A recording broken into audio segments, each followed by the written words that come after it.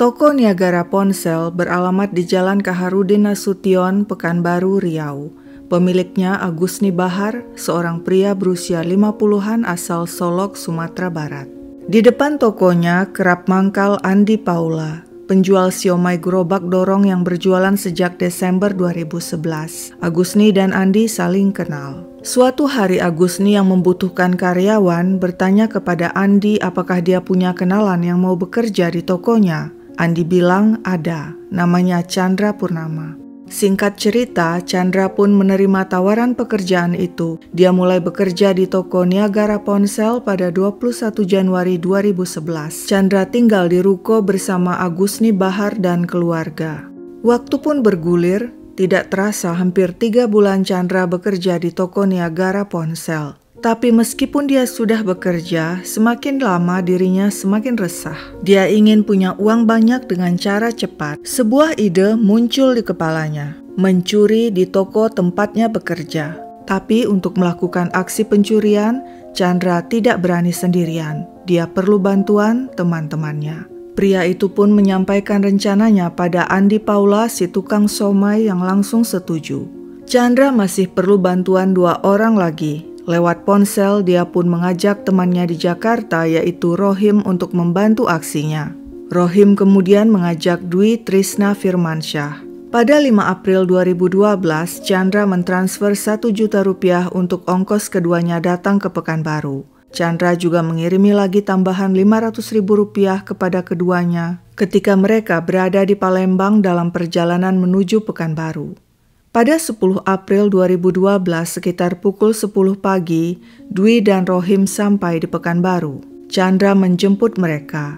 Andi Paula mencarikan kos untuk keduanya di Jalan Pahlawan Kerja sekitar 4 menit berkendaraan dari toko Niagara Ponsel. 4 hari kemudian, pada 14 April 2012 sekitar pukul 10 malam, Chandra, Andi Paula, Rohim dan Dwi berkumpul di tempat kos Rohim dan Dwi. Di sana mereka mulai merencanakan aksi pencurian toko Niagara Ponsel. Chandra menetapkan pelaksanaan pada hari Minggu.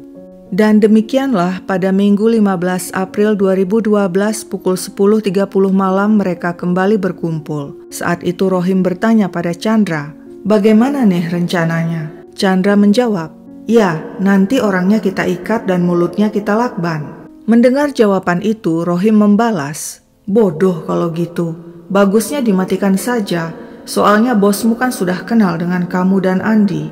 Kalau tidak dibunuh, bahaya." Setelah rencana tersusun sekitar pukul 12.30 tengah malam, keempat orang itu pun berangkat ke toko Niagara Ponsel. Sekitar pukul 1 dini hari tanggal 16 April 2012, mereka terlebih dulu duduk-duduk di depan bengkel sepeda motor yang ada di samping toko ponsel.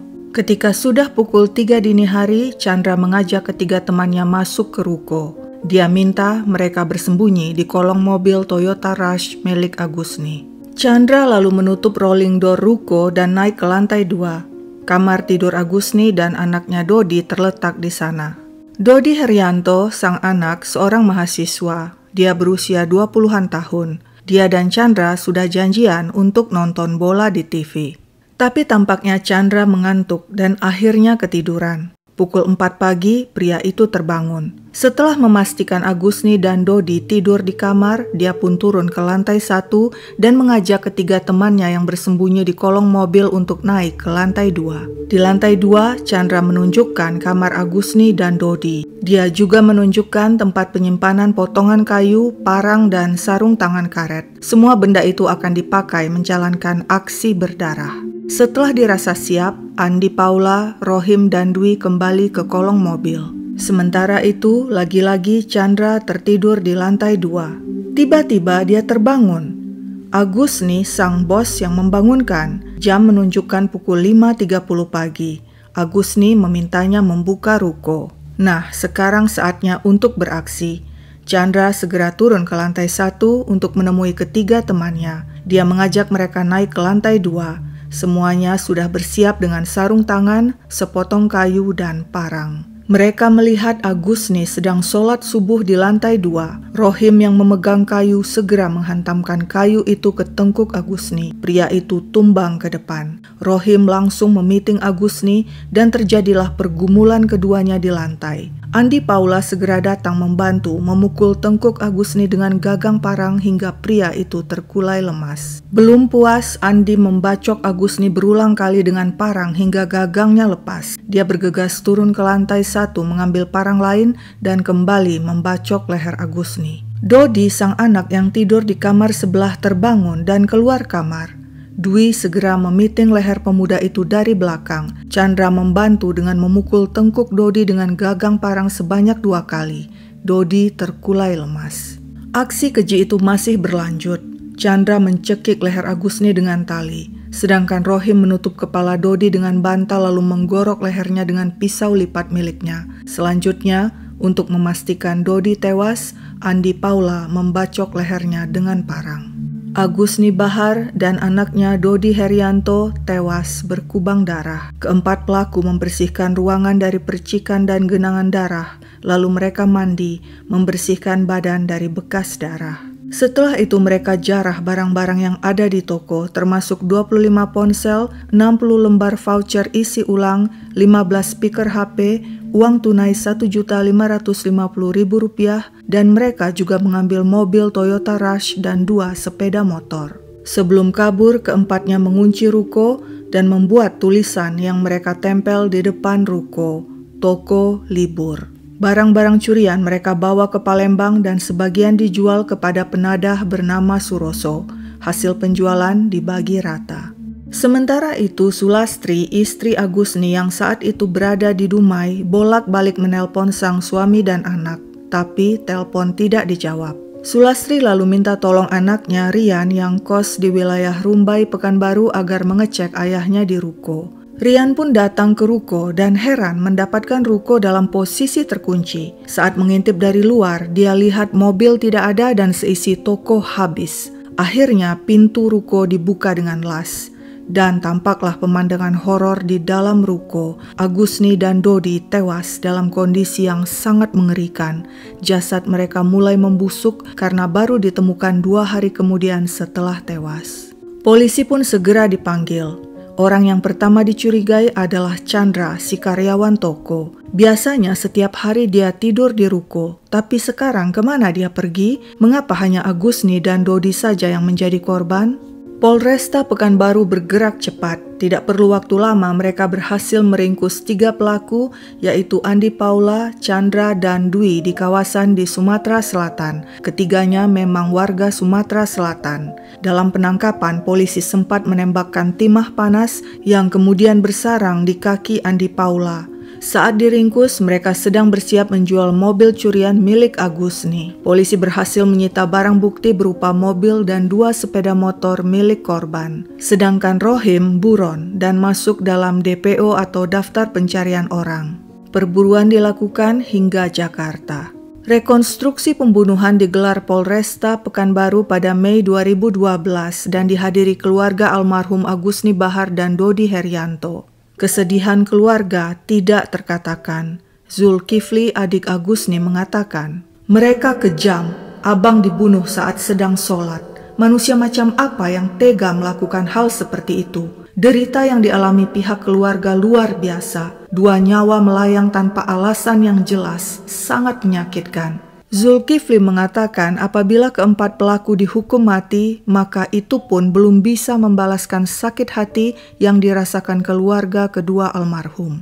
Keluarga sangat kehilangan sebab Agusni Bahar merupakan anak tertua dari 7 bersaudara dalam keluarganya. Almarhum selalu jadi panutan, rujukan, tempat berlindung serta pemberi nasihat yang didengar kata-katanya. Hanya 3 pelaku yang diseret ke pengadilan sebab Rohim buron. Di persidangan terbukti mereka melakukan pembunuhan berencana secara bersama-sama. Chandra Purnama mengatakan motifnya melakukan perampokan karena terlilit utang 8 juta rupiah. Pada 25 September 2012, Majelis Hakim Pengadilan Negeri Pekanbaru menjatuhkan vonis hukuman mati pada Andi Paula, Chandra Purnama, dan Dwi Trisna Firmansyah. Sedangkan Suroso si penadah divonis hukuman 1 tahun penjara. Ketiga pelaku mengajukan banding lalu kasasi.